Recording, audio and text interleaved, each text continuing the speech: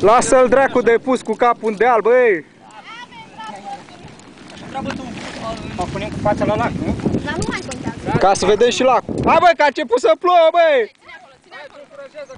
Hai băi, hai băi! Vă ajut și eu? Eu-s la suport. Eu-s la suport moral. A început ploaia!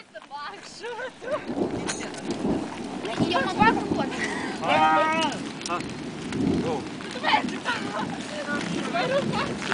Repede, Adriana!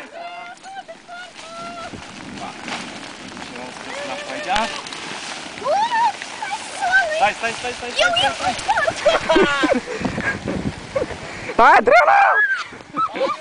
Nu topește în ploaie, da?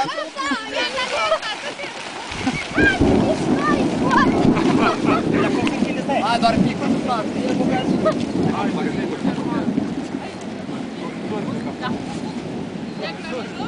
La mijloc?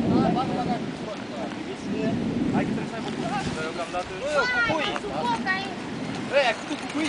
Dai cu bagi vântul! Ia corpul! Hai, Vasile!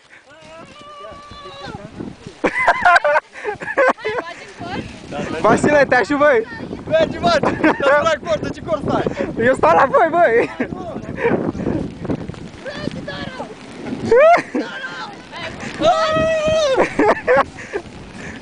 Poți să-mi scot tricoul să nu mă urmă?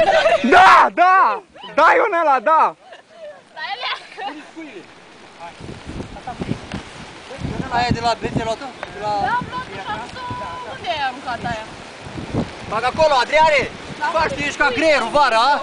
Ești ca greierul vara? Lasă-mă, băi, că eu sunt aici, paparațul! Da, bă, că nu plouă.